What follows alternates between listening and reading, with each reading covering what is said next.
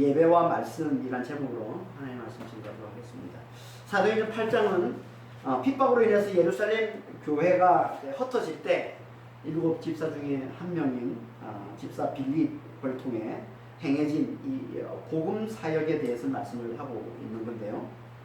앞에서는 그가 사마리아로 내려가서 복음을 전한 것을 말씀하고 있고, 뒷부분이 이제 오늘 본문에서는 먼 땅 에티오피아에서 온 고위 관리에게 이제 복음을 전하는 말씀을 하고 있습니다. 그가 에티오피아 고위 관리를 만난 건요, 하나님의 놀라운 섭리 가운데 일어났다고 합니다. 놀라운 하나님의 인도하심 안에서 이루어졌다는 거죠. 그게 이제 26절 말씀이잖아요. 주의 사자가 빌립에게 말하여 이르되 일어나서 남쪽으로 향하여 예루살렘에서 가사로 내려가는 길까지 가라 하니 거기는 광야다. 주의 사자가 빌립에게 나타나서 이제 말씀을 하고 있다는 겁니다.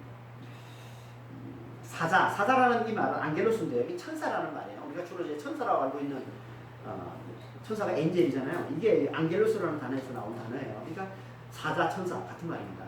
안겔로스. 원래 이 말은 안겔로스라는 이 말은요, 소식을 가져오는 자, 소식을 전하는 자 이런 뜻입니다. 우리가 생각하는 이 천사라는 이 개념을 조금 우리가 좀 내려놔야 됩니다. 그냥 이 말은 그냥 소식을 가져오는 자, 소식을 전하는 자 이런 의미를 가지고 있는 단어예요. 천사라는 말은. 그러니까 주의 사자 그러면 무슨 말입니까? 하나님의 말씀을 가져와서 전하는 자를 말합니다. 하나님의 말씀을 가져와서 전하는 자. 하나님은 너무나 크시고 영광스럽고 거룩하셔서 우리에게 직접 나타나실 수가 없기에 사자를 보내셔서 우리에게 당신의 말씀을 전하시는데요. 그 사자는 하나님이 부리시는 천사들일 수도 있고 천사의 모습으로 하나님이 현현하신 것일 수도 있습니다. 현현이란 말 나타난다는 뜻입니다. 천사의 모습으로 하나님 나타나신 것일 수도 있다는 겁니다. 그래서 구약에선 항상 하나님께서 현현하신 것을 뭐라고 표현하고 있냐면 여호와의 사자 이렇게 얘기를 합니다. 여호와의 사자.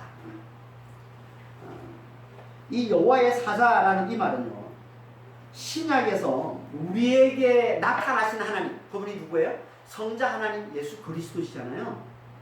그래서 그리스도를 예표로 보여준 것이다 라고 우리 앞에서 여러 차례 살펴봤습니다.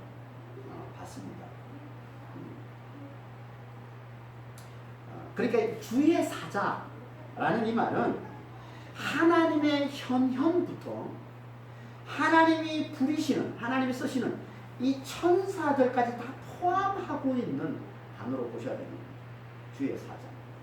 신약에서 특히 이 사도행전에서는 이걸 구분 없이 쓰고 있습니다. 그래서 우리가 사도행전 7장 30절, 38절에서도 우리가 자세히 살펴봤지만 38절에 구약의 여호와의 사자, 구약에서는 이 출애굽기에서는 여호와의 사자라고 하고 있는 이 단어를 신약에서 뭐로 쓰고 있다고요? 천사라고 쓰고 있습니다. 이게 이제 우리가 앞에서 살펴봤던 사도행전 7장 30절, 38절 말씀입니다. 여호와의 사자를 천사라고 쓰고 있다는 겁니다. 그럼 오늘 본문에 나오는 이 주의 사자는 누구를 말하는 걸까요? 이 주의 사자는 하나님이 보내시는 성령을 말씀합니다. 성령. 그래서 밑에 26절에는 주의 사자라고 그러고 29절에 가면 또 성령이라고 그러고 39절에 가면 또 주의 영이라고 얘기합니다. 다 같은 얘기를 하는 겁니다. 그러니까 엄밀히 말하면 성령이 부르시는 자들이 천사예요.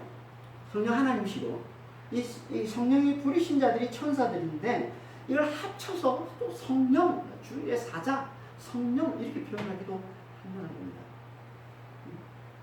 그러니까 신약에서 이 주의 사자 또는 천사라는 이 말은요, 우리가 생각하는 것보다 훨씬 더 넓은 의미로 쓰고 있다는 걸 우리가 잘 이해를 해야 됩니다. 그러니까 하나님 부르시는 천사들만 말하는 게 아니라 하나님의 현현,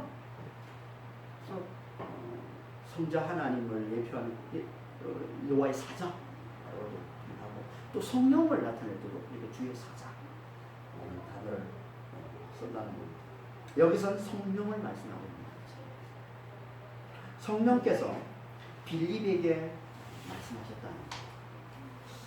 어떻게 말씀하시는지는 나와 있지 않습니다. 보통 성령께서 말씀하실 때 어떻게 말씀합니까?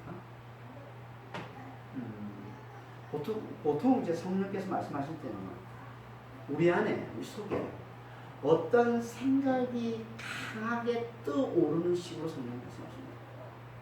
어떤 생각이 강하게 떠오르는 좀 갑작스럽게 이 단어가 아주 명확하게 이렇게 떠오르는 식으로 성령께서 자주 우리에게 말씀합니다. 그게 너무 강렬해서 이건 분명히 내 안에서 성령께서 말씀하고 계시면 내 속에서 성령께서 나를 인도하고 계심을 확신하게 되는 거예요. 이게 성령의 음성이에요.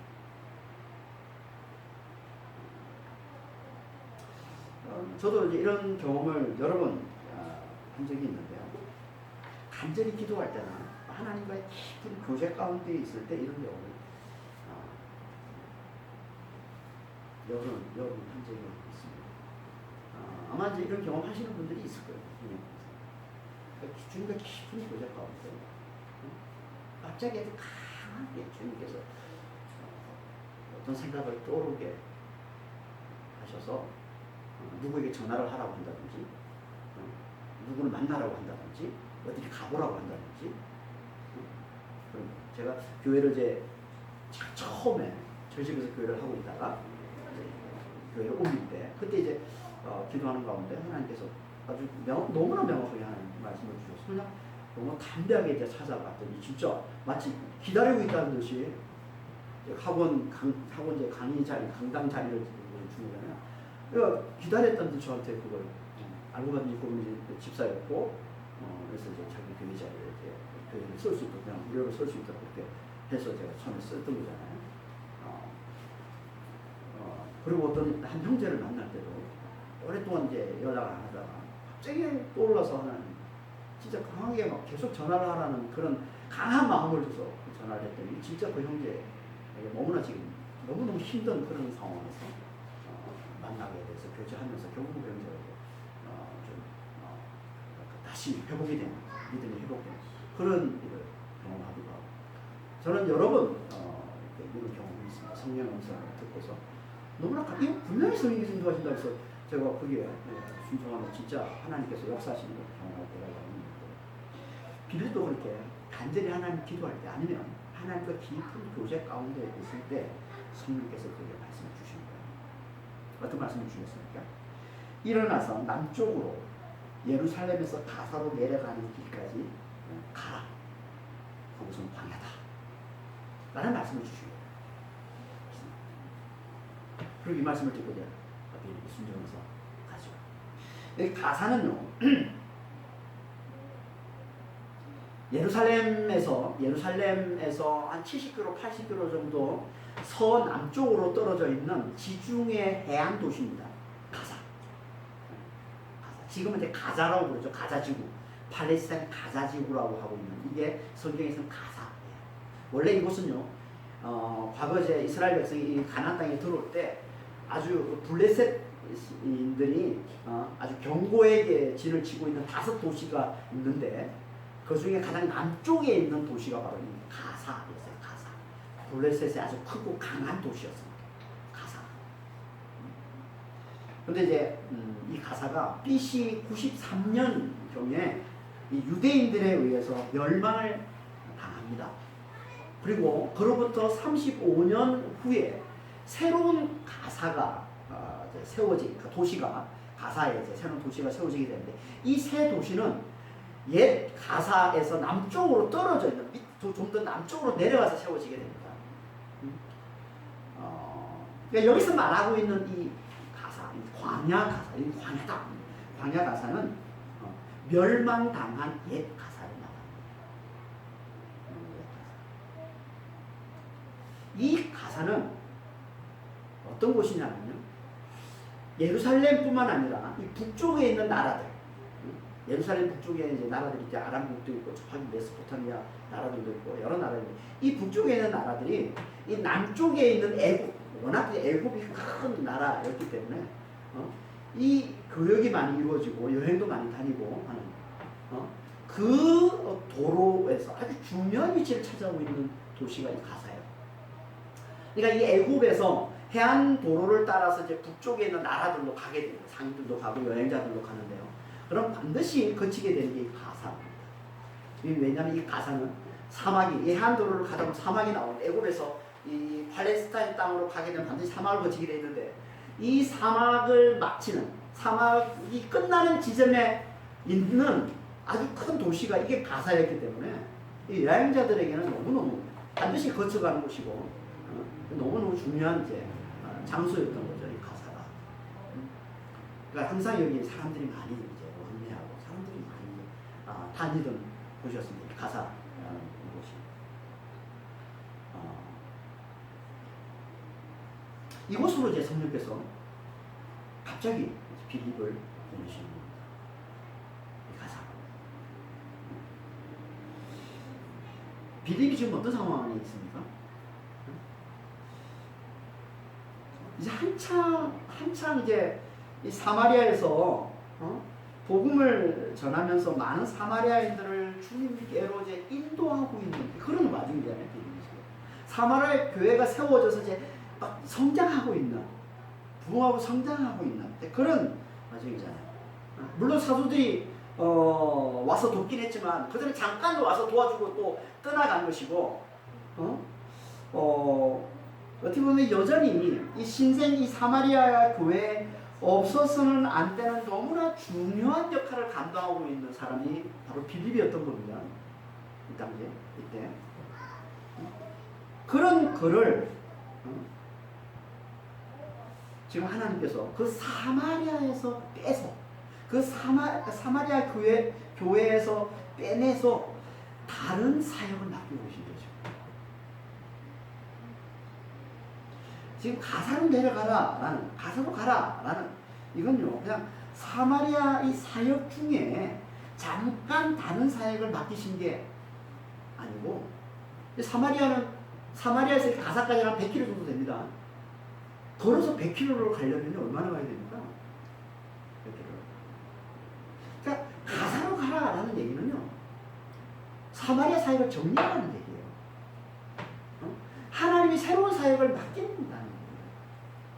빌립은 그렇게 알아들은 거예요. 그래서 그는 사마리아 사역을 정리하고 성령께서 인도하시는 대로 새로운 사역을 감당하는 마음으로 그 인도하심을 쫓아간 겁니다. 그래서 이 가사에서의 이 사역을 마치고 난 다음에 사마리아로 돌아가지는 않고 어떻게 또 합니까? 이 가사 회사가 해안 도시, 이 지중해 해안 팔레스타인 해안 도시 남쪽에 있다고 했잖아요. 이 해안 도로를 따라서 그 북쪽으로 올라가면서 아스돗, 이것도 이제 팔레스타인의 큰 도시 중에 하나인데 아스돗에서 복음을 전하고 또 그 위쪽으로 올라가서 그 해안 도시 중에 가장 큰 해안 도시인 가이사라에 들어가서 거기서 정착하게 됩니다. 사마리아로 안 돌아가요. 그러니까 빌립은 잘 알았던 거예요. 성령께서 갑자기 자기를 이 사마리아에서 빼내서 가사로 보내시는 건 이제 사마리아를 정리하고 새로운 사역을 감당하라고 주님이 보내신다는 걸 알아듣고 그렇게 움직인 거예요. 그러니까 잘 나가던 이 사마리아 사역, 사마리아 교회가 한참 부흥하고 있잖아요. 한참 이제 성장하고 있잖아요. 사마리아는 많은 사람, 모든 사람들이 이 빌립의 말을 듣고 복음을 듣고서 예수를 믿고 세례를 받고 이제 막 사도들이 와서 성령도 받고 이제 막 교회가 이렇게 부흥하고 성장하고 있는 그런 와중에 성령께서 빌립에게 말씀하시면서 이제 사마리 사역을 정리하고 광야와 같은 낯선 땅이에요. 가사. 광야와 같은 그곳에 가서 새로운 사역을 시작하라. 새로운 사역을 행하라 라고 말씀하신 것이고 그 말씀을 빌립은 그대로 순종해서 따랐다. 뭘 말씀하고 있는 겁니까? 이거는 교회의 주인은 하나님이심을 잘 보여주는 거예요. 교회의 주인은 하나님이시다. 빌립이 아무리 사마리아 교회를 세우고 그 교회에서 없어서는 안 될 너무나 중요한 사역을 감당한다 할지라도 또 너무나 많은 사람들이 그가 전하는 복음을 듣고서 그 복음을 받아들이고 변화되고 그래서 그 교회가 막 성장하고 한다 할지라도 그가 사마리아 교회의 주인은 아니라는 거예요. 교회의 주인은 그를 통해서 역사하시는 하나님이시라는 거예요. 교회의 주인은 그를 통해서 역사하시는 그리스도시라는 거예요. 교회의 주인은 그를 통해서 일하시는 성령이시라는 거예요. 이 말은 뭐 그가 없이도 교회는 절대 무너지지 않는다. 그가 없어도 하나님은 얼마든지 또 다른 사역자들을 세워서 그의 역할을 감당케 하신다. 그래서 교회의 주인은 하나님이에요. 그래서 교회의 주인은 그리스도시라고. 마태복음 16장 18절입니다. 내가 이 반석 위에 내 교회를 세우리니 음부의 권세가 이기지 못하리라. 예수님이 하신 말씀입니다. 교회의 주인은 누구라는 겁니까? 예수님이시라. 내 교회죠. 우린 다 예수님 교회에 속한 거예요. 예수님이 주인 되신 교회에 속해 있는 겁니다. 하나님이 주인 되신 교회에 속해 있는 거예요.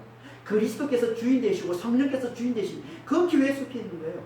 예수님의 교회.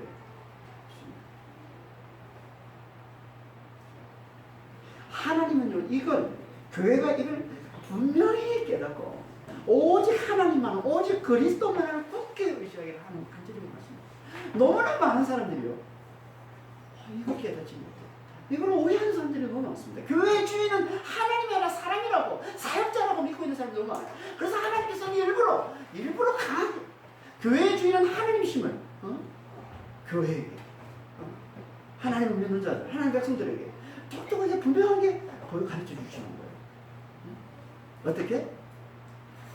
사람들이 교회가 믿고 따르고 있는 핵심 멤버들, 리더들을 하나님께서 빼내신 거예요. 그래서 하나님은 자주 교회에서 너무나 중요한 역할을 담당하고 있는 리더와 이 핵심 멤버들을 자주 하나님께서 빼내시는 거예요. 그래서 사마리아 교회에서 하나님께서 빌립을 빼내시는 거예요. 안디옥 교회죠. 안디옥 교회 리더가 누구였습니까? 바나바였죠. 바울이었죠. 바나바와 바울을 빼내시는 거예요. 안디옥 교회에서. 한참 부흥하고 있습니다. 하나님께서 갑자기 교회를 다 모여서 기도하라고 3일 동안 금식하라고 그러더니 뭐라고 그래? 바나바와 바울을 선교사로 파송하라는 거예요. 즉 바나바가 교회 리더인 거예요. 빼내시는 거예요. 구약에서도 마찬가지입니다. 하나님께서 이 애굽에서 종살이 하고 있던 이스라엘 백성들을 하나님께서 모세를 보내서 이스라엘 백성을 빼내서 그걸 구원시키잖아요. 이스라엘 백성은 모세만 마침 모세를 하나님처럼 여기면서 따르잖아요. 그랬더니 하나님께서 어떻게 했습니까? 눈앞에 가나안 땅, 약속의 땅, 하나님께서 그 이스라엘 백성을 데리고 그들을 구원하셔서 마침내 목표로 삼아서 데려갔을 때 그 가나안 땅을 목길에 두고 하나님 어떻게 하십니까? 모세를 하나님 데려가시죠. 그리고 신참 여호수아를 세워서 새로운 리더로 세워서 그 여호수아를 통해서 가나안 땅으로 이스라엘 백성들을 데려가십니다. 하나님은 당신 백성들이, 당신 하나님들의 교회에게 분명하게 기울이기를 원하세요. 교회의 주인은 하나님이십니다. 그 하나님 백성들이 왕은 하나님이십니다. 그들의 지도자는 하나님이심을, 그들의 주인은 하나님이심을 하나님께서는 성경에서 신약 구약에서 계속해서 하나님께서 계속 가르쳐 주시고 말씀하시고 분명하게 깨우쳐 주길 원하시는 겁니다. 하나님 지금도 마찬가지야. 하나님 지금도 이 교회의 주인은 하나님이심을 당신 자녀들에게, 이 교회에게 하나님 분명하게 똑똑하게 하나님 가르쳐 주길 원하세요. 우리는 그걸 잘 다 깨닫고 계시나요? 우리는 하나님이 우리의 주인이심을, 하나님이 우리의 왕이심을, 하나님의 우리를 책임지시고 우리를 다스리시고 우리를 이끄시는 우리의 지도자, 우리의 왕, 우리의 주인 되심을 얼마나 잘 인정하고 계십니까? 다 인정하고 계시나요? 아니면 아직도 목사가 교회 주인이라고 생각하고 계십니까? 만약에 이게 깨지지 않으면 우리 아직 하나님 제대로 믿는 거 아니에요. 하나님 제대로 믿는 거 아니에요. 교회 주인은 하나님이십니다. 교회 주인은 그리스도십니다. 이걸 잘 깨달아야 돼. 이걸 깨달아야지 하나님 앞에 믿음이 있는 거지. 그러니까 하나님 이걸 깨워주시는 거예요. 그리고 또 한 가지 하나님께서 우리에게 깨워주시는 거예요. 하나님께서는 하나님이 교회의 주인 되심을 잘 알아보는 이 겸손한 자들을 통해서 당신께서 이루어가신다. 빌립은요, 하나님의 교회의 주인 되심을 너무나 잘 자신이 그냥 하나님이 쓰시는 종이라는 것을 너무나 잘 알았던 거예요, 빌립은. 그러니까 하나님이 떠나는 거예요. 여러분, 초대교회 사역자들은요, 이걸 너무나 잘 알았어요. 빌립뿐만 아니라 바울도 마찬가지고요. 하나님의 주인 되심을 그럼 너무나 잘, 이게 초대교회 영성이에요. 나 사역자들은 다 그냥 하나님이 쓰시는, 자기는 하나님이 쓰시는 종이지. 누구도 감히 자기가 자기가 교회를 세웠다고, 자기가 마치 교회 주인이냐고 이제 그런 사역자 초대교회 때는 없었어요. 아무리 자기가 공을 들여서 아무리 열심히 해서 교회를 세워도 하나님이 떠나면 그냥 떠났어요. 왜냐하면 그들은 너무나 잘 알았으니까. 교회의 주인, 하나님의 교회 주인 되시면 너무나 잘 알아요. 그들은요, 교회를 세습한다? 이건 상상조차 못했습니다. 아니, 그런 단어조차 그들은 아마 생각해내지도 못했을 거예요. 교회를 세습한다? 이거는 말이 안 되는 거죠. 아니, 주인은 하나님인데 무슨 교회 세습이라는 게 어디 있습니까? 여러분, 교회를 세습한다는 건 지금 이 시대 이 교회 세습 문제 때문에 세상에서 욕을 먹고 있는데, 교회가. 이건요, 자기가 교회 주인이라는 의식이 깔려있어 나오는 모습이에요, 교회 세습은. 교회의 타락함을 아주 너무나 잘 보여주고 있는 모습이 교회 세습입니다. 자기가 주인이라는 거예요. 인간이 주인이라는 거예요. 목사가 주인이라는 거예요. 초대교회가 영성에서 비춰보면 이거는요, 타락해도 너무너무 타락한 모습인 거예요. 이 시대의 교회는요, 이렇게 타락했어요.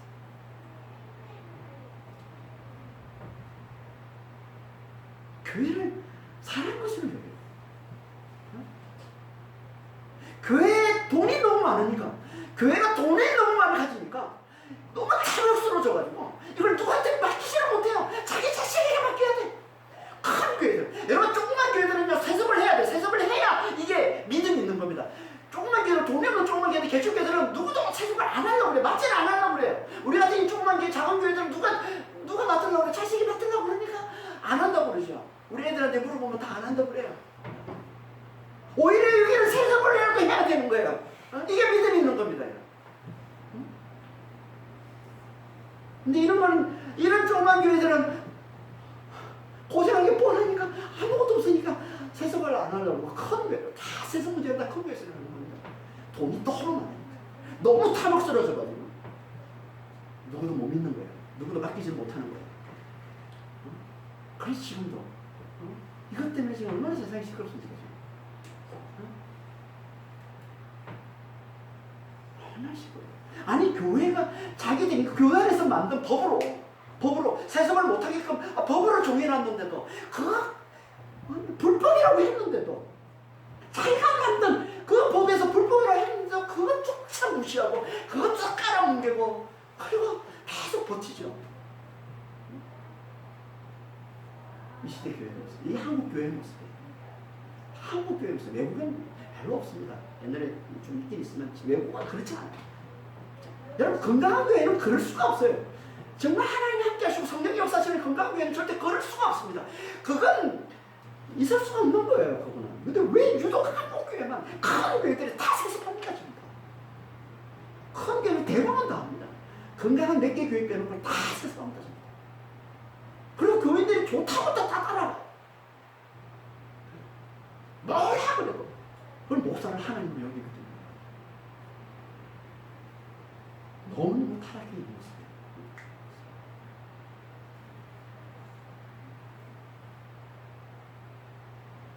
초대교회의 영성과 멀어져도 너무 멀어져. 초대교회는 절대 그럴 수 없어. 그런 교회 주인은 하나님이 되시는, 하나님 교회 주인 되시는 너무 잘 알아요. 교회 종 거기서 일하라고 일하고, 거기서 옮겨서 다른 곳에 가라고 가는 거야. 그냥 가는 거야. 이 빌립처럼. 그래서 가는 겁니다.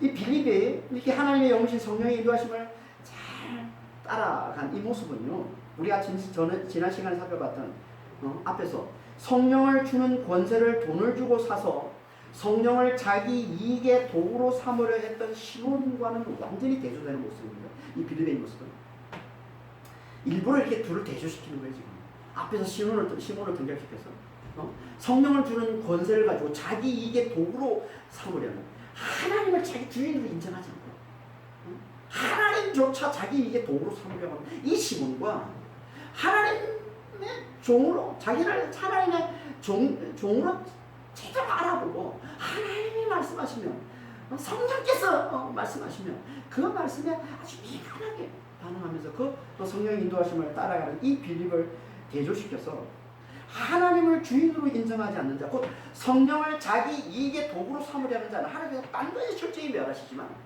그렇지 않고 하나님을 자기 주인으로 삼는 자, 곧 성령의 인도하심을 잘 따르는 자는 하나님께서 놀랍게 축복하시고 그를 통해서 하나님께서 당신의 뜻을 온전히 이루어가고 계심을 보여주고 계시는 거예요. 지금 우리는 이 둘 중에 선택하는 거예요. 시몬의 길을 따라갈지 빌립의 길을 따라갈지, 하나님을 주인으로 인정하는 이 빌립의 길을 따라갈지, 아니면 하나님을 주인으로 인정하지 않고 마치 내가 하나님이냐, 내가 주인 되냐, 교회 주인이냐 행세하는 그 길을, 시몬의 길을 따라갈지 우리는 택하는 겁니다. 선택하는 겁니다.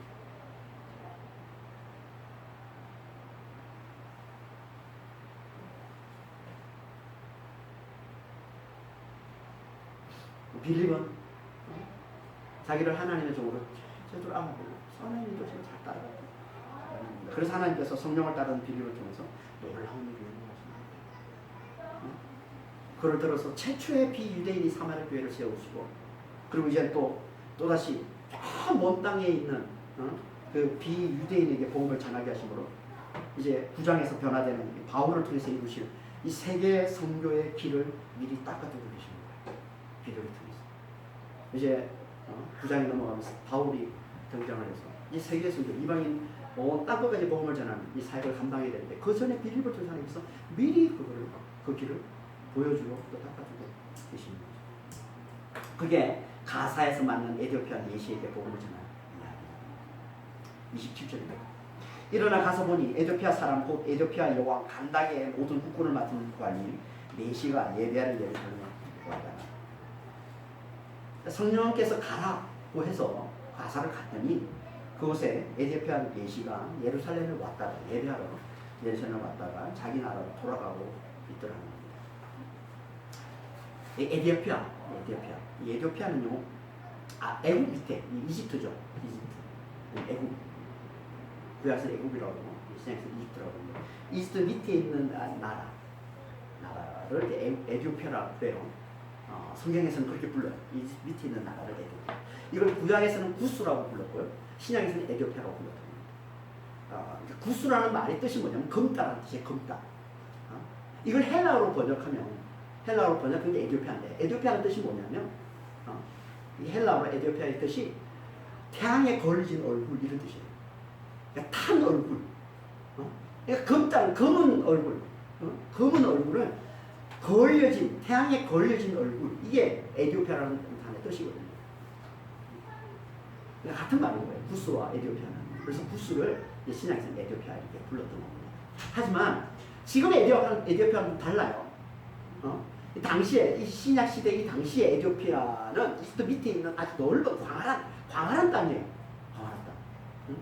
근데 여기는 이제 여러 왕국들이, 부족들과 여러 왕국들이 있는데, 지금으로 치면 수단 땅이에요. 수단 땅. 이집트 바로 밑에가 수단이잖아요. 수단. 이 수단이 있고, 이 수단의 남동쪽에 지금의 에디오피아가 있는 겁니다.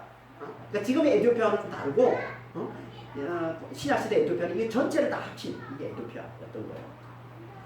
좀 더 정확히 말하면 이 수단 땅에 있는 누비아 왕국에서 온 내시예요. 누비아 왕국이 뭐냐면 이집트 사람들이 이 탄 얼굴, 이게 검은 그 흑인들을 낮춰서 부르는 말이 누비아라는 말이었어요. 이게 노예라는 뜻입니다. 그래서 이 누비아인들이 왕성해져서 이제 그 땅을 이제 왕국을 이루어 살고 있는데 그게 누비아 왕국인데요. 이 당시는 이제 누비아 왕국이었던 거예요. 에티오피아는 전체 이제 이스라엘이나 로마에서 부르는 제 전체 명칭인 것이고 실제로 그게 이름은 누비아 왕국. 누비아인들에 의해서 세워진 왕국. 구스는 구스 에티오피아 한때 이집트를 정복할 정도로 이집트를 100년 동안 다스릴 정도로 엄청나게 이제 강한 나라였던 때도 있습니다. 이제 그게 이제 우리가 이사야에서 강의하면서 살펴봤던 그때 100년, BC 750년에서 650년 사이에 그때는 이제 이 에티오피아가 거의 이집트를 다 지배하고 가장 강대국으로 이렇게 자리 잡았던 때인데 그 이후로 이제 이집트 밑에 한 나라로 그렇게 이제 자리 잡고 있었던 거죠. 거기서 내시가 온 겁니다. 근데 그 내시를 뭐라고 불러요, 여기서?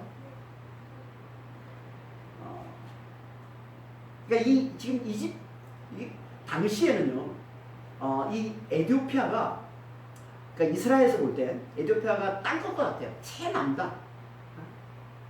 그 당시에는 이집트 밑에 이 구스, 이 에티오피아가 맨 끝 쪽에, 맨 끝에 있는 나라를 여겼던 거예요. 그러니까 땅끝에서 온 에티오피아처럼, 땅끝에서 온 사람처럼 이제 그렇게 나타나고 있는 겁니다. 이것까지 복음이 전해졌다는 거는 장차 이제 바울을 통해서 이제 이루어지게 될 세계복음, 세계선교, 세계선교를 이제 미리 보여주고 있는 거예요. 미리 보여주고. 이곳에서 내시가 왔는데 그 내시를 뭐라고 부르냐면 여왕 간닥의 국부를 맡은 활기. 여왕 간닥의 국부를 맡은 활기. 간닥에는 애국왕 바로처럼, 바로라는 말이 그 애국 왕의 명칭이잖아요. 왕. 이게 바로예요. 왕. 그런 것처럼 간닥에는 에티오피아 여왕의 명칭이에요. 에티오피아는요, 왕은 태양의 아들, 신의 아들이라고 해서 신성시대입니다. 그리고 실질적인 에티오피아를 통치한 실질적인 통치자는요, 그 왕의 엄마, 황태우라고 하죠. 황태우가 맡아서 실제 통치를 합니다. 그 황태우의 명칭이 간닥이에요. 여왕이라고 불렀고 황태우라고 불리는 이 명칭이 간닥이에요. 근데 이 내시는 이 간닥의 국부를 맡은 자, 국부를 책임진 자, 요즘 뭐라는 거예요? 재무장관을 책임진 자. 그러니까 이 여왕의, 에티오피아 여왕의 최측근인 거죠. 최고위직에 있는 최측근 이렇게 보시면 돼요. 그가 에티오피아 내시. 내시라는 이 말도, 내시라는 이 말도 뭐 고자를 나타내는 의미로도 쓰이지만 그냥 신하를 나타내는 의미로 씁니다. 특히 이제 여왕을 섬기는 신하들은요, 대부분 다 내시였습니다. 내시라는 말로 써요. 그래서 이 내시라는 이 말이 진짜 고자를 나타내는 건지 아니면 그냥 넓은 의미로 신하를 나타내는 의미인지는 아직 명확하지는 않습니다. 실제 성경에 보면 이 내시라는 이 단어를 가지고 그냥 신하라는 의미로 쓰고 있는 경우도 있습니다. 우리가 잘 알고 있는 창세기 39장 1절에 보면 바로의 신하, 친위대장 보디발이 나오죠. 보디발. 그때 바로의 신하할 때 이 신하라는 이 단어가 히브리어로 사르스인데 이 사르스가 여기 말하는 이 헬라어로 하면 유노코스, 내시 또는 황관 이런 뜻입니다. 그러니까 이걸 그냥 신하라는 의미로 쓰는 거예요. 보디발은 어떻게 보면 내시는 아니잖아요. 그렇죠? 아내가 있으니까 보디발. 그러니까 신하라는 의미로 쓰기로 한다는 겁니다. 아무튼 이 에티오피아의 내시는 에티오피아의 고위직에 있는 실세 중에 실세 중. 그가 그 에티오피아에서 먼 곳 예루살렘까지 예배를 보러 왔는데, 당연히 절기를 맞이해서 예배 보러 왔을 겁니다. 절기를 맞이해서. 뭘 보여주는 겁니까? 이게 그가 독실한 유대교 신자임을 보여주고 있죠. 에티오피아에서 그게 한 1,500km 정도 되는데요. 마차로는 이제 왔겠지만 그 1,500km를 왕복 한 달 정도 걸린다고 해요. 한 보름 정도 가는 데만 보름 정도 왔다 갔다 하면 한 달 정도, 한 달 넘게 걸리는 그 거리를 마차를 타고 예루살렘에 올 정도면 대단한 열심이 아닙니다. 물론 디아스포라 유대인들이 절기 때, 특히 이제 큰 명절 때는 다 이렇게 예루살렘에 와서 예배를 드린다고 하지만 이 1,500km나 떨어져 있는 곳에서 예배를 드리러 올 정도면 이 에티오피아 이 내시는 독실한 유대교 신자 말씀을 보여주는 독실한 유대교 신자. 다시 말해서 유대인들이 믿는, 그러니까 이 디아스포라 유대인들이요, 이 에티오피아 내시가 어떻게 유대교를 믿게 됐냐면, 그 BC 586년에 바벨론에 의해서 이제 유다가 멸망을 당하는데, 그때 유대인들이 전 세계로 뿔뿔이 다 흩어집니다. 물론 이제 바벨론은 포로로 잡혀간 사람도 상당수 있었고, 바벨론의 이 멸망을 피해서 도망을 치는데 주로 어디로 많이 도망치냐면 이집트로 많이 도망을 칩니다. 이집트로. 그래서 이집트에서도 더 밑으로 도망을 치기도 하고, 그래서 이집트에도 유대인들이 많이 살았고, 저 구석까지 이집트 밑에 있는 에티오피아까지 유대인들이 많이 가서 살았다는 거예요. 이 유대인들을 통해서 에티오피아 내시가 유대교를 접했을 것이고, 그래서 유대인들이 섬기는 여호와 하나님을 알고 여호와 하나님을 믿었던 거죠. 그리고 누구보다 여호와 하나님을 잘 섬겼던 거죠. 예루살렘까지 예배로 올 정도, 그 먼 길을 예배로 올 정도, 누구보다 열심히 하나님을 섬겼던 사람입니다.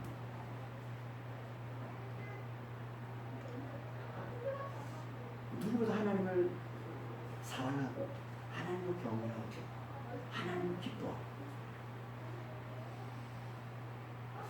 이 예배에 대한 열심, 하나님 이 열심을 보신다. 이 열심을 보신다. 하나님은요, 우리가 항상 얼마나 하나님을 기뻐하고 얼마나 하나님을 사랑하고 얼마나 하나님을 경외하는지 보십니다. 항상 먼저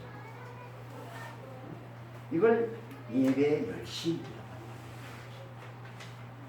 여러분, 예배라는 이 단어가 프로스큐니온인데요. 프로스큐니온. 일단은 퀴온이라는 단어에서 파생되잖아요. 퀴온이라는 말이 개라는 뜻인데, 개. 동사로 하면 이게 개가 핥다 이런 뜻이거든요. 프로스큐니온은, 이 말은 개가 주인의 손을 핥는 걸 얘기하는 거예요. 개가 주인의 손을 핥는 거. 이 뜻이 이제 확대되어서 엎드려서 공경하다, 엎드려서 경배하다, 예배를 드린다, 이런 의미로 갖고, 그래서 예배하다는 단어, 이 단어 쓰고 있는 프로스큐니온. 이 말은 무슨 말이에요? 예배라는 말이 무슨 말이라는 거예요? 경우는 예배라는 이 말은요, 하나님 앞에 자신을 철저히 낮추는 거예요. 자신은 아무것도 아닌 존재로 알아보고, 오직 하나님 한 분만을 기뻐하고 그분을 사랑하고 그분을 최고로 높이는 거예요. 이게 예배예요. 그분을 가장 가치 있는 분으로 여기는 거예요. 이게 예배예요. 그분 앞에 자신은 아무것도 아닌 존재로 알아보는 이게 예배예요.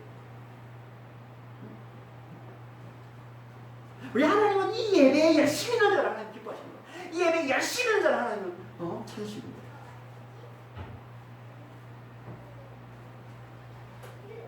이게 진짜 예배란 거예요. 우리가 진짜 하나님을 경외하면, 우리가 진짜 하나님 앞에 내가 아무것도 아닌 존재라고 알아보고, 진짜 그분을 우리가 제대로 높이면, 우리 하나님은 눈은 하나님을 향할 수밖에 없어요.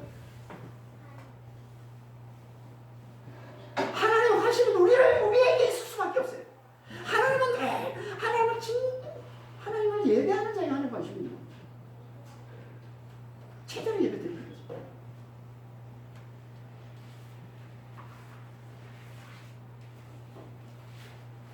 우리는 얼마나 예배를 잘 드리고 있는지 돌아보시면 이렇게 하나님을 높이는 예배의 열심은요, 반드시 하나님을 자기가 기뻐하는 그 하나님의 뜻이 뭔지, 그 하나님의 뜻을 깨닫고자 하는 그 열심으로 반드시 이어지게 되어 있습니다. 이게 말씀의 열심이에요. 그래서 예배와 말씀을 항상 같이 하는 거예요. 예배 때마다 말씀이 있는 게 그래서 있는 거예요. 여러분, 하나님을 경외, 하나님을 기뻐, 하나님을 사랑하는 자는요, 반드시 자기가 기뻐하는 그 하나님의 그 뜻에 갈급해 있습니다. 그 뜻이 뭔지, 하나님의 뜻이 뭔지, 하나님의 뜻을 깨닫는 걸 간절히 원하는 이 말씀의 열심이 있을 수밖에 없는 거예요.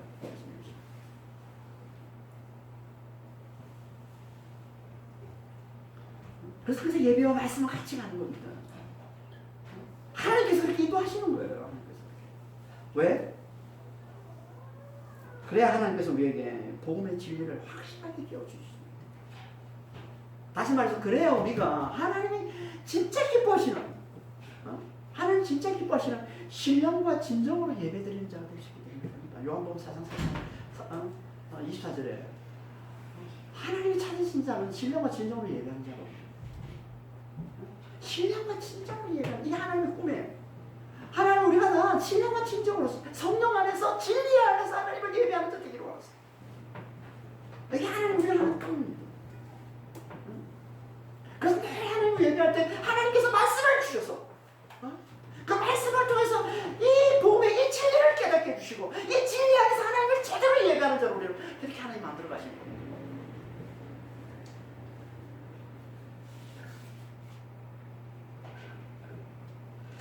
그래서 에베피아 내시도 예배에 열심히 있는 이 에베피아 내시도 예배와 함께 또 뭐에 열심히 있어요? 말씀에 열심히 있는 거예요. 예배를 마치고 돌아가면서 그거 뭘 했다고 그럽니까?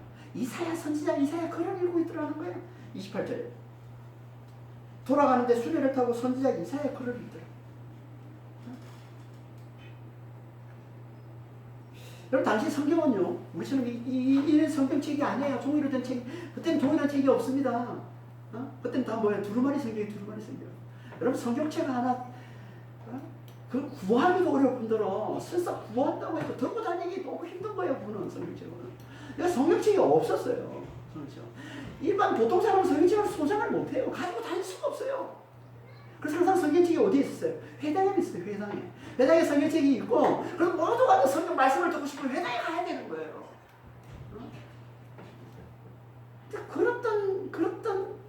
그랬던 때가 또 믿음이 좋아.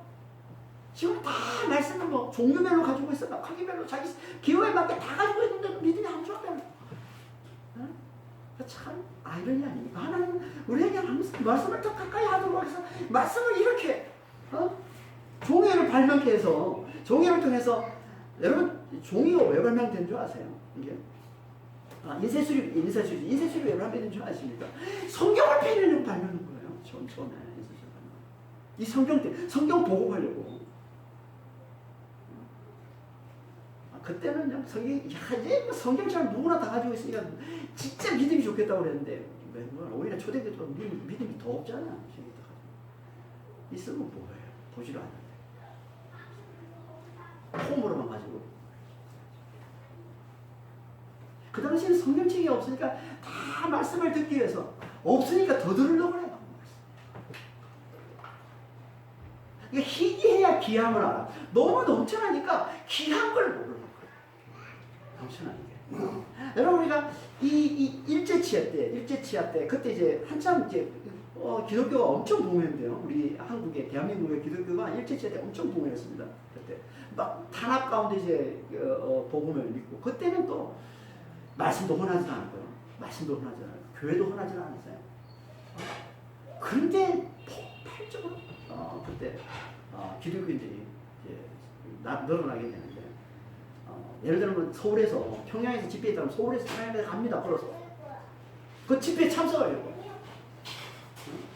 그 열심이 얼마나 대단한지 몰라요. 우리 뭐 1시간 거리 떨어져서 너무 멀어가지고 안 가는데 집회에서 30분만 거리 멀어도 안 가고. 평양에서 집회가 열린다고 그러면 서울에서 막 이렇게 연락해가지고 뭐 전화가 없으니까 당연히 이제 서로 시간 이렇게 맞춰가지고 몇 시에 출발해서 새벽에 출발해서 거기서 출발하는 거야. 산 넘고 내가 건너고 막 계곡을 넘고 산 넘고 해서 평양까지 와서 집회 참석. 그랬어.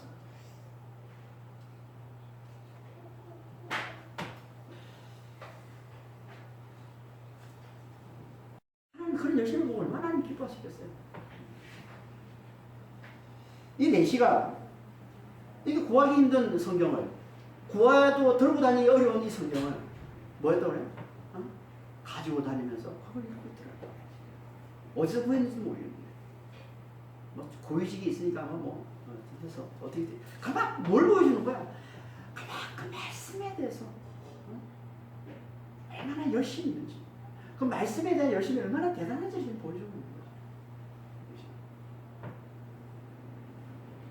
하나님 그렇게 하나님의 뜻을 알고자 하나님의 말씀에 열심히 내는 자를 하나님 찾으시고 그리고 그렇게 열심히 내는 자는 하나님 반드시 진리를 깨우쳐 주시고 그 진리 안에서 구원을 누리며 살게 해주시는 겁니다. 그래서 그가 이사야의 글을 읽고 있을 바로 그 시간에 맞춰서 하나님께서 그에게 비밀을 보내주시고 비밀을 통해서 복음을 듣게 해주시는 것이는 말씀을 읽고 있을 때 하나님께서 여러분 진짜 우리가 하나님의 뜻을 알기를 원하고 진짜 우리가 진리 안에서 하나님이 그 성령께서 우리에게 주시는 그 놀라운 구원의 능력을 우리가 맛보며 누리며 살기를 원하십니까? 진리를 잘 깨달아서 그럼 말씀을 좀 가까이 하세요. 이 에베소서 4시절 말씀 좀 가까이 하세요. 그러면 역사는 그때 일어납니다. 말씀을 가까이 할 때 그때 역사가 일어나는 거예요. 그때 하나님께서 빌림을 보내주셔서 복음을 깨워주시고 진리를 깨워주시고 성령 안에서 그 구원을 누리게 해주시는 것처럼 우리도 말씀을 가까이 할 때 하나님께서 빌림을 보내주시다 하나님은 다른 역사를 통해서 성령께서 우리에게 하나님 우리와 함께 하시면 하나님께서 우리 삶 가운데 개입하시고 그래서 나타내주시는 놀라운 구원의 능력을 우리가 누리게 해주신다는 것. 하나님 다 보고 계시는 거예요. 29절 보겠습니다. 성령이 빌립도로 이르시되 이 수레로 가까이 나아가라 하시는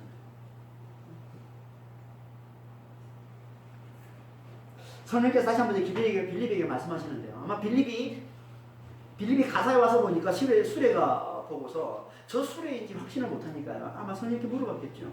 저 수레가 맞습니까? 그랬더니 성령께서 확신을 주는 거예요. 가라. 수레에 가서 수레 가까이 가라. 이 가까이 가라는 이 말이 원래는 가라 그리고 하나가 되라 이런 뜻이에요. 원래 이 단어가.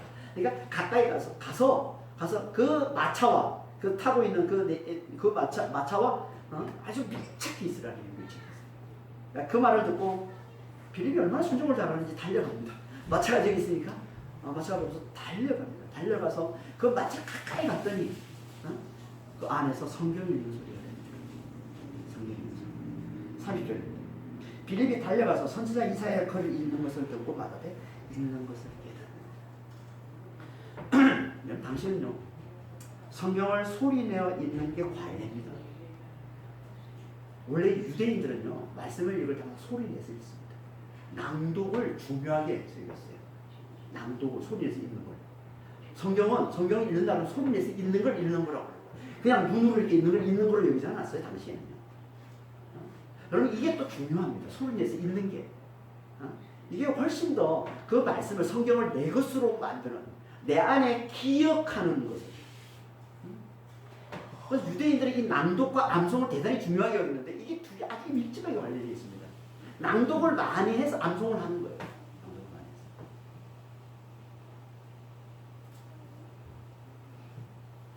우리도 자주 낭독을 좀 이렇게 하시면 좋습니다.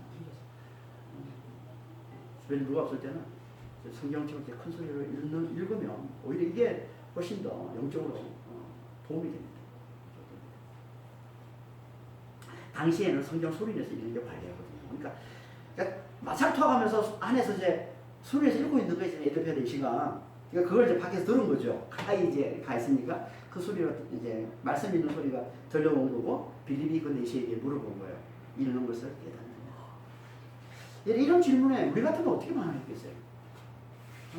우리가 에디오피아 내시자라면 좀 열심히 말씀 읽고 있는지 말씀이 지금 빠져 있는데 밖에서 갑자기 읽고 있는 걸 잘 깨닫고 계시는 게 누가 말을 걸어와요.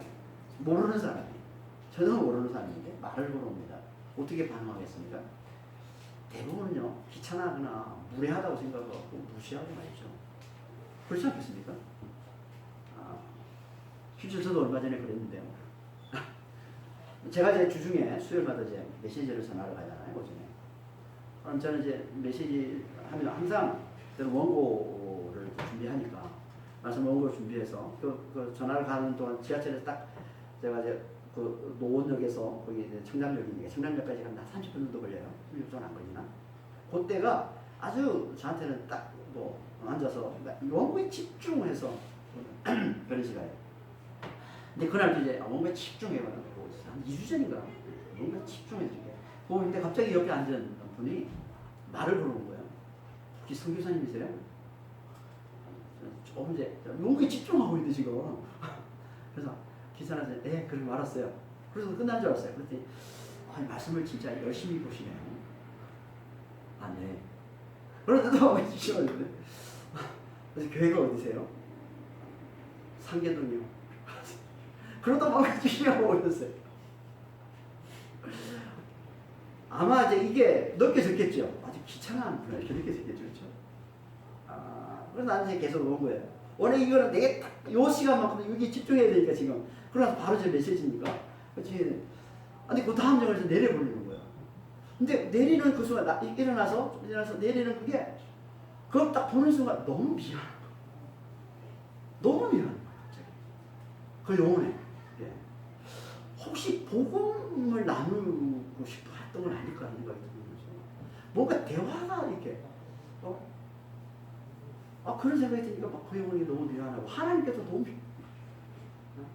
그래서 그 자리에서 하나님 해결했죠. 내가 너무 나만 생각했구나 지금. 그래서 다음부터는 원고 미리 준비해야 되겠다. 그래서 여유를 좀 가져야 되겠다 그런 생각을 했었는데 저 대부분이 그렇게 생각해요. 그러니까 어떤 이 자기만의 이 시간 그리고 어떤 계획이 있으면 이걸 간섭받는 거에 대해서 우리는 굉장히 귀찮아하잖아요. 내 계획이 있는데 내가 지금 내가 이거 읽어야 되는데 이거 지금 이사가 왔으면 내가 지금 읽어야 되는데 여기에 빠져있는데 누가 말을 걸어오면 귀찮습니다. 아마 내시도 충분히 그럴 수 있었을 거예요. 자기는 조용히 지금 말씀을 읽고 싶은데 예배를 마치고 와서 이제 돌아가는 길에 얼마나 좋은 길에 돌아가는 이 길에 말씀에 빠져서 이렇게 말씀만 읽으면서 조용히 그렇게 가고 싶은데 그걸 방해받는다고 생각해서 아마 말을 걸어오는 것에 대해서 귀찮아할 수도 있었을 겁니다. 하지만 그러지 않았다는 거예요. 그러지 않았어요. 에디오피아 내시는. 그럼 빌립이 말을 걸어오자 흔쾌히 자기의 계획, 자기의 시간 이걸 내려놓고 그러니까 자기의 이 벽을 허물고 경계를 풀고 무장을 해제하고 그를 직업적으로 환대해줍니다. 그걸 환대해줍니다. 이게 31절 말씀이에요. 본문과 31절에 대답하되 지도해주는 사람이 없으니 어찌 깨달을 수 있느냐고 빌립을 청하여 술에 올라 같이 앉으라. 마치 빌립의 말을 기다렸다는 듯이 반응하고 있어요. 저 모르는 사람이에요. 지금 혼자 지금 마찰 타고 말씀을 읽고 있는 상황인데 빌립이 이 말을 하자 마치 누군가가 그 말을 해주기를 기다렸다는 듯이 반응. 아니 모르는 사람인데 어떻게 이렇게 자기가 타고 있는 이 술에 같이 타자고 얘기할 수 있겠어요? 쉽게 모르는 사람인데. 그리고 그가 누구예요? 지금 에디오피아 내시가 보통 사람 아니잖아요. 지금 한 나라에 지금 한 나라에 최고위직에 있는 사람 아니에요. 응? 누구도 함부로 만나기 쉽지 않고 만나주지도 않는 가까이 하기도 쉽지 않은 그런 사람 아닙니까 지금? 응? 에듀피아 대신은. 그런데 그는 빌립 앞에서 경계를 두고 무장을 해줘야 돼. 자기의 뭐 국적, 인종, 신분, 뭐 지위, 뭐 이런 것들에 대해서 다 내려놓고 그를 마치 가까운 친구처럼 그를 환대해 줍니다. 왜 그랬을까요? 에듀피아 대시가 말씀에 열심히 때문에 그래요. 말씀에 열심히 때문에. 그는 늘 말씀에 열심히 있었기 때문에 누군가가 와서 자기에게 그 말씀을 자세히 가르쳐주고 깨워주기만 하는 간절히 바라고 있을 거예요. 더 자세히. 말씀을 읽다 보면 이해하지 못하고 깨닫지 못하는 부분이 참 많이 있을 텐데 그걸 누군가가 와서 깨워주기만 간절히 원하고 있어요. 간절히 바라고 있을 거예요.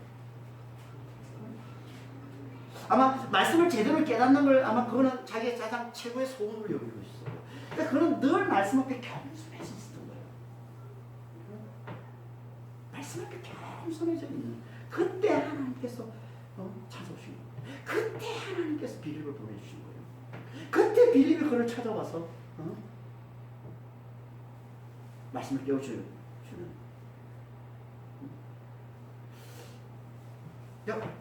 읽는 걸 깨닫느냐? 라는 이 질문을 받고서 에듀피아 너시는 알아차렸던 거예요. 알아차렸던 거예요. 아마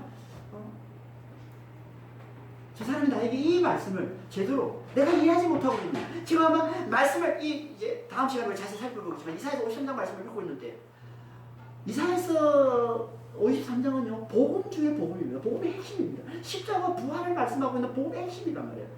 근데 그 순간에 하나님께서 빌립을 보내주시고 붙여주신 거예요.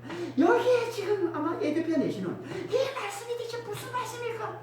아마 여기에 상당히 고파 있을 거예요. 이걸 누군가 와서 깨워주시면 간절히 바라고 있을 거예요. 말씀 앞에 너무나 겸손히 있을 때 빌립의 말을 듣고 빌립을 알아본 거죠. 그리고 자기의 벽을 허물고 경계를 두고 무장을 해제하고 그를 환대해 준 겁니다. 이게 말씀 앞에 겸손한 자의 모습인 거예요. 말씀 앞에 겸손한 자, 늘 말씀을 가까이 한다, 늘 말씀에 사로잡혀 있는 자.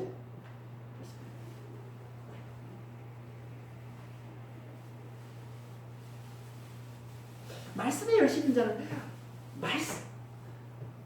하나님의 말씀을 깨워주기 위해 보낸 자를 알아.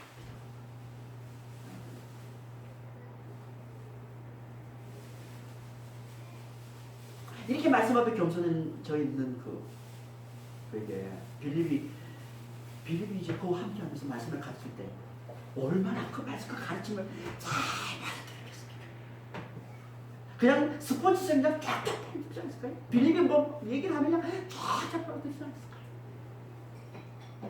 그렇게 그는 복음을 듣고 이 복음의 이 진리, 십자가 부활의 이 복음을 잘 듣고 잘 깨달아서 구원을 누리게 되고요. 그리고 그는 고향으로 돌아가서 에듀피아로 돌아가서 비하인드 스토리, 실제로 성경책은 나오지 않지만 실제로 이제 전해지는 이야기로 이 에듀피아 이 내시가 에듀피아 최초의 선교사가 이제 전도자가 됩니다. 그리고 이 복음을 전하는 자가 돼서 그 이후로 이 에듀피아가 기독교 국가가 되는데요. 1000년 이상, 그냥 1500년 가량은 기독교 국가가 됩니다. 에듀피아. 그리고 1600년에 이슬람이 쳐들어와서 멸망당하게 됩니다. 그때까지 이 에듀피아는 아주 강력한 기독교 국가였어요. 이게 말씀이 열심히 가지고 있는 거란 축복이에요.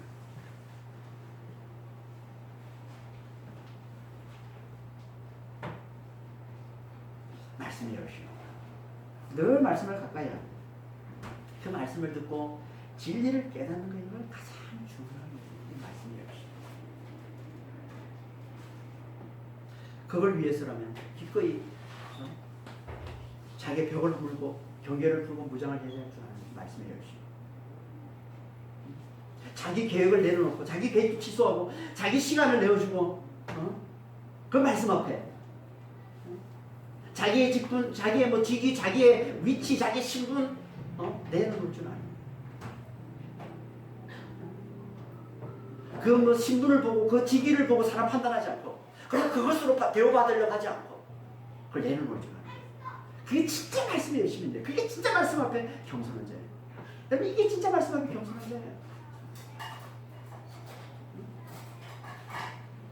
말씀이 너무 같이 있으니까 그 앞에 자기가 가진 신분, 자기가 가지는 뭐 지위는 아무것도 아닌 겁니다. 말씀이 너무 귀하니까 그 말씀을 깨우쳐 주는 가장 귀한 거예요. 이게 말씀이 열심히 있어.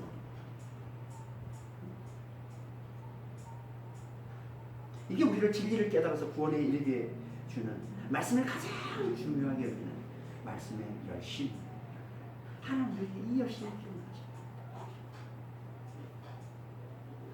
그래서 우리가 말씀 앞에 모든 만사 다짜리 제쳐놓고 모든 계획을 다 치도하고 말씀 있을 때마다 모든 계획, 모든 시간 다 내서만 그럴 수는 없지요. 중요한 계획, 중요한 시간 이런 것들은 당연히 챙겨야 될 때가 있습니다. 하지만 마음은 항상 말씀이 우선이 되어야 돼요. 항상 말씀을 가장 가치 있게 여기고 항상 말씀을 가장 중요하게 여기는 자가 돼야 됩니다. 마음은 여러분 하나님이 그래야 하나님이 테스트할 때 우리의 믿음을 테스트할 때 하나님 우리의 믿음을 테스트할 때 뭐로 테스트하신 줄 아십니까? 하나님의 말씀과 우리가 세상에서 가장 중요하게 여기는 계획과 이 시간을 하나님 겹치게 만드세요. 충돌하게 만드세요. 그리고 하나님 뭘 택하는지 보시는 거예요. 테스트하는 겁니다. 여러분 이건 하나님이 다 우리 겪게 하세요. 반드시 겪으십니다. 그리고 그때 말씀을 붙드는 자의 믿음이 자라는 겁니다. 말씀을 붙드는 자의 하나님께서 믿음을 키우시는 거예요. 믿음이 탄생되는 거예요. 그래서 하나님께서 그에게 놀랍게 성령을 보여주시고 성령 안에서 놀랍게 구원을 누리게 해주시는 겁니다. 하지만 말씀을 택하지는 못하면 자기의 중요한 요소, 자기의 중요한 시간 때문에 말씀을 제쳐놓고 그 시간을 붙들고 자기의 계획을 붙들고 가는 자는 절대 믿음이 자라지 않아요. 그러자 나중에 결국은 믿음에서 떠나가는 경우도 많았습니다. 여러분 테스트할 때 말씀을 붙드는 자가 돼야 돼. 그러려면 우리의 마음 가운데 늘 말씀을 가장 우선시하고 늘 말씀을 가장 가치 있게 여기고 늘 말씀을 가장 소중히 여기는 자가 돼 있어야 되는 겁니다. 이게 말씀의 열심이에요. 이 말씀의 열심이 어디서 나온다고요? 예배 열심에서 나옵니다. 예배 열심에서 나오는 게 말씀의 열심이에요. 하나님을 기뻐하는 데서 나오는 거예요. 하나님을 사랑하는 데서 나오는 거예요. 하나님을 경외하는 데서 나오는 게 말씀의 열심입니다. 말씀의 열심이 뭐라고 했어요? 내가 기뻐하는 그 하나님의 뜻이 뭔지 그게 갈급해 있는 게 말씀의 열심이에요. 하나님이 진짜 원하시는 게 뭔지 하나님의 뜻이 뭔지 그걸 간절히 깨닫기를 원하는 게 이게 말씀의 열심인 거예요. 여러분 하나님이 우리를 보실 때 이거만큼 이쁜 게 있겠습니까? 이 예배의 열심은 이 말씀의 열심만큼 늘 하나님을 기뻐하고 하나님을 사랑하고 하나님을 경외하는 여기에 열심 내고 그러면서 또 동시에 그 하나님을 기쁘시게 하기 위해서 늘 그분의 뜻을 구하고 늘 그분의 뜻을 찾고 늘 그분의 뜻을 깨닫기를 간절히 애쓰는 이 말씀의 열심만큼 하나님을 기쁘시게 하는 게 있습니까? 이렇게 예배의 열심과 말씀의 열심이 있는 자를 하나님 축복하시는 거예요. 이들과 하나님과 함께 하시는 거예요. 이들과 하나님께서 성령을 부어주시고 성령 안에서 하나님께서 놀랍게 함께 하시고 역사하셔서 진리를 깨달아 구원을 누리는 삶을 살게 해주시는 겁니다. 더 온전히 이 땅에서 구원을 누리는 성령 안에서 살아가는 모든 축복을 주시는 거예요. 이거 말씀의 열심, 이 예배의 열심 잘 붙드셔서 우리도 예비피아 이 예시처럼 예배와 이 말씀을 열심히 내는 자가 되겠습니다. 하나님의 눈에 드시기 바랍니다. 하나님의 관심을 하나님의 눈이 우리를 향할 수 있도록 그래서 우리와 함께 해주시고 우리를 축복해 주시고 우리를 놀랍게 구원해 주시는 그런 하나님의 놀라운 축복을 누리며 사시는 여러분 다 되신 예수님을 축원합니다. 기도하겠습니다. 하나님 아버지